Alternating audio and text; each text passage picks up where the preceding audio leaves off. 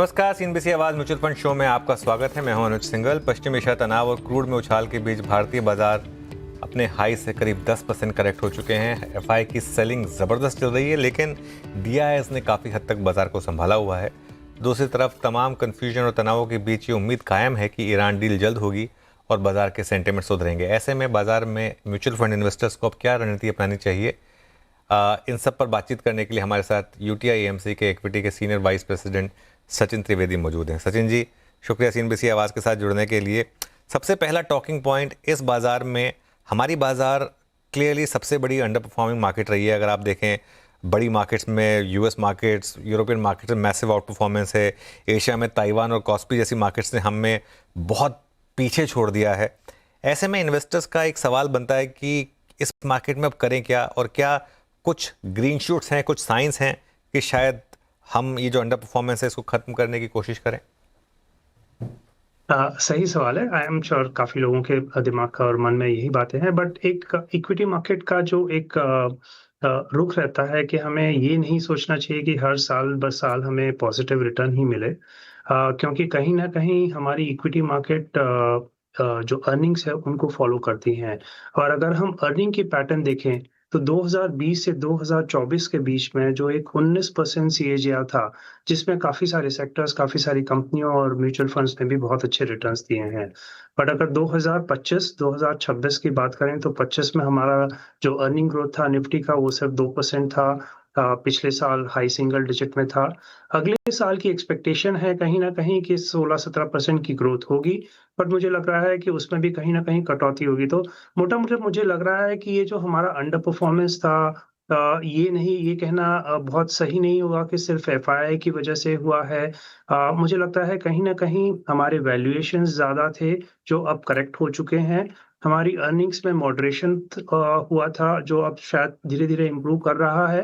तो मुझे लग रहा है कि कहीं न कहीं हम कंसोलिडेशन फेज़ में थे, शायद रहेंगे कुछ समय के बाद, बट इन सारी चीज़ों से मुझे नहीं लग रहा है कि बहुत सारा हमारे इन्वेस्टर्स को डिसअपॉइंट होना चाहिए। मुझे लग रहा है उन्हें बने रहना चाहिए, क्योंकि ग्रेजुअली हमारी अर्निंग्स इम्प्रूव कर रही हैं और काफ़ी सारे जो नेगेटिव फैक्टर्स थे, वो अब धीरे-धीरे सॉर्ट आउट हो रहे हैं। तो मुझे लग रहा है कि इन्वेस्टर्स को कहीं न कहीं पॉजिटिव रुख रख के इन्वेस्टेड रहना चाहिए मार्केट में। हम्म, आपने कहा कि इस समय मार्केट वैल्यूएशंस ठीक ठाक हो गए हैं। खास तौर से कौन से सेक्टर्स हैं जहां आपको लग रहा है कि अब इस समय रिस्क रिवॉर्ड एक्सट्रीमली फेवर में आ चुका है, पिछले 2 साल की करेक्शन के बाद? श्योर। तो जो सबसे पहला सेक्टर मैं टच करना चाहूँगा, मुझे लग रहा है कि प्राइवेट सेक्टर बैंक्स।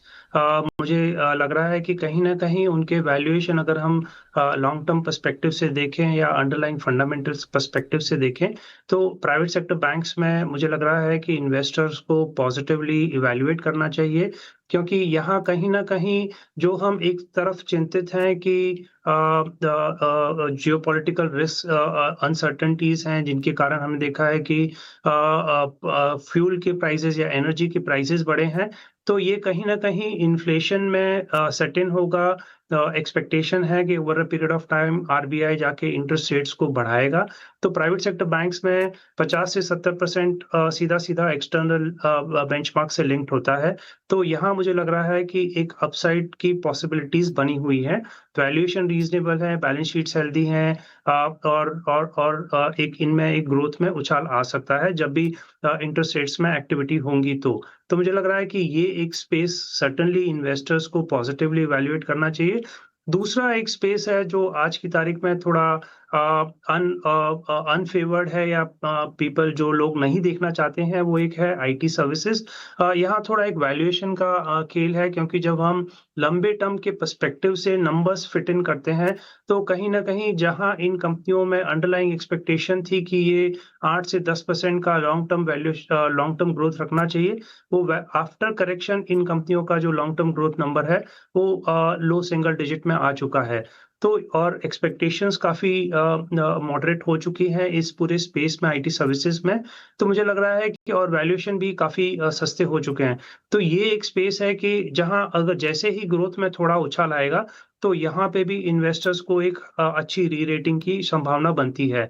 तो ये जो 2 लार्ज स्पेस हैं, यहाँ पे मुझे लग रहा है कि इन्वेस्टर्स को पॉजिटिव रुख रखना चाहिए। पोज़ीशन साइज़िंग वो अपना देख सकते हैं। जो तीसरा स्पेस है जहाँ पे डायरेक्टली करेंसी का बेनिफिट हमारे इन्वेस्टर्स को मिल रहा है और मिल सकता है, वो है फार्मा एज़ अ स्पेस, क्योंकि यहाँ पे काफ़ी सारी कंपनियों की जो डोमेस्टिक ग्रोथ है वो काफ़ी steady state high single digit वाली डबल डिजिट में बनी हुई है और इन कंपनियों को डायरेक्टली जो एक्सपोर्ट करती हैं साउथ ईस्ट एशिया में या यूरोप और यूएस में, वहाँ पे इनको करेंसी डेप्रिसिएशन का सीधा-सीधा बेनिफिट मिलता है। ये लार्ज अच्छी कंपनियाँ हैं, बैलेंस शीट इनकी हेल्दी है, रिटर्न रेशियोज़ ठीक हैं, तो मुझे लग रहा है कि ये भी एक स्पेस है जहाँ इन्वेस्टर्स को पॉजिटिवली इंक्लाइंड रहना चाहिए। इसके अलावा जो कुछ छोटे स्पेसेस हैं कंज्यूमर सर्विसेज के, जहाँ पे ग्रोथ फेज़ ऑलरेडी हाई रहा है, मुझे लग रहा है कि वहाँ पे भी इन्वेस्टर को बने रहना चाहिए। आईटी में अभी आप सिर्फ वैल्यूएशंस की बात कर रहे हैं, लेकिन बहुत लोगों का ये मानना है कि इसमें प्राइस टू अर्निंग्स में एक अर्निंग्स का जो फैक्टर है कि क्या 3 साल बाद ये कंपनियां इनके बिजनेस मॉडल ही रहेंगे या नहीं रहेंगे। तो ऐसे में हम सिर्फ प्राइस अर्निंग्स पर कैसे एक कॉल लें। जो एआई की थ्रेट है और जिस तरीके से हमने गिरावट देखी है, इस पर आपका क्या व्यू है? आपने बहुत सही सवाल पूछा कि प्राइस टू अर्निंग एक राइट मैट्रिक्स नहीं होना चाहिए। बट कहीं न कहीं जो जैसे मैं आपको कह रहा था कि जब हम लॉन्ग टर्म डीसीएफ में या लंबे अंतराल के हिसाब से देखते हैं क्योंकि प्राइस टू अर्निंग आपको सिर्फ़ आज का पिक्चर प्रेज़ेंट कर रही हैं। बट जब हम इसको ही सेम नंबर को इवैल्यूएट करते हैं लॉन्गर टर्म पर्सपेक्टिव से, तो आप देखेंगे कि काफ़ी सारी कंपनियों में एफएमसीजी कंपनीज़ में आज भी काफ़ी सारी कंपनियों में 15, 16, 17% का अंडरलाइंग एक्सपेक्टेशन है कि वो अगले 20 साल तक इतना ग्रो करेंगी। जबकि एक्चुअल उनकी जो डिलीवरी है पिछले 4-5 साल की काफ़ी कम रही है। तो और ऐसे ही आपको काफ़ी सारे स्पेसेस मिल जाएँगे लिस्टेड कंपनियों में जब आप उसको फंडामेंटली इवैल्यूएट करते हैं, तो कहीं न कहीं पीई और लॉन्ग टर्म एक्सपेक्टेशन का बहुत बड़ा डिस्कनेक्ट है।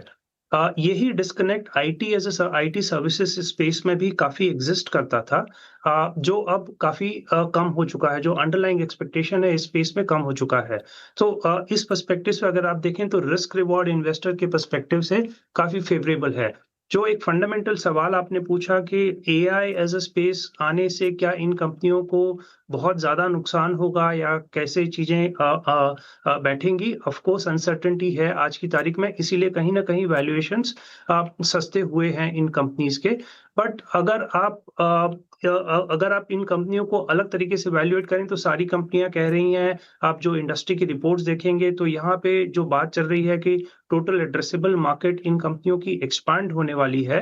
और जो दूसरा है कि इन कंपनियों में अगर आप देखें जो एक्चुअल प्रूफ ऑफ पुडिंग है पिछले 2 क्वार्टर्स में इन कंपनियों की एक्चुअल जो डील विन्स हैं, उनमें कहीं न कहीं इज़ाफ़ा हुआ है। तो ये जो अनसर्टेनिटी है ऑफ़ कोर्स फ़रवरी इस साल से काफ़ी ज़्यादा बढ़ी है, डिस्पाइट आप देखेंगे कि Q4 में भी इन कंपनीज़ की डील विन में इम्प्रूवमेंट आई थी।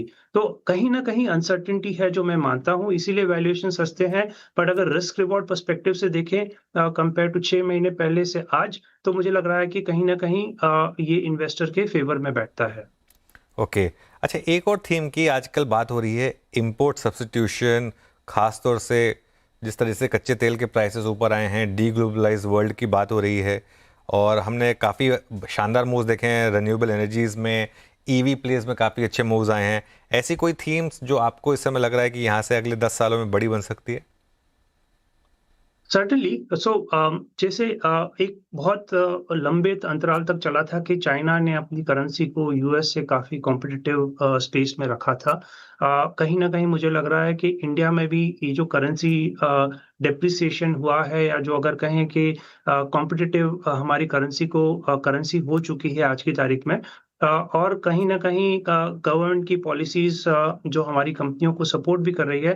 मुझे लग रहा है कि ये जो स्पेस है आपको काफ़ी सारी इंडस्ट्रीज़ दिखेंगी, डिफेंस स्पेस में दिखेंगी क्योंकि क्लियरली इंडिजिनाइज़ेशन जो हमने ऑपरेशन सिंदूर में भी देखा कि काफ़ी सारे हमारे जो इक्विपमेंट्स थे वो अच्छे से काम किए।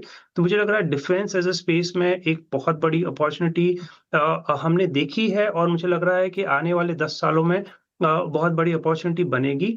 जो दूसरा क्लियर थीम मुझे जैसे ऑटो स्पेस में भी दिखता है, काफ़ी सारी इलेक्ट्रॉनिक स्पेस में भी दिखता है कि कंप्लीट एक फेज चला है कि आपको काफ़ी सारी इंडिजिनाइज़ करनी है। जैसे ऑटो में अगर मैं कहूँ पिछले 20 सालों में काफ़ी लोकलाइज़ेशन जो रेट हुआ करता था 30-40% था, आज की तारीख में बढ़ के वो काफ़ी हद तक डोमेस्टिक हो चुकी है। इनफैक्ट टू द एक्सटेंट के जो हम आर-एन-डी करते हैं डोमेस्टिक कंपनीज़ के लिए करते हैं। तो एक ये पिछले 15-20 सालों में काफ़ी बड़ी ऑटो एंक्स एज़ अ स्पेस डेवलप हुई है।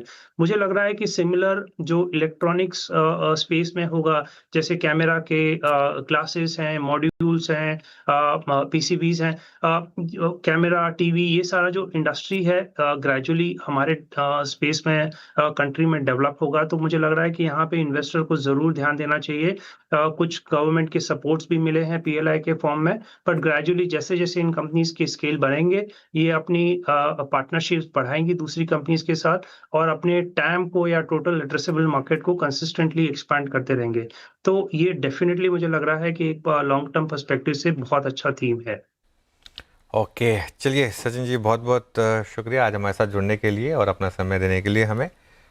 चलिए एक ब्रेक ले रहे हैं और इस ब्रेक के बाद इंटरनेशनल इन्वेस्टिंग के मिथ और रियलिटी पर बात करेंगे। विजय मंत्री फाइनेंशियल सर्विसेज के सीईओ एंड फाउंडर विजय मंत्री से बात होगी।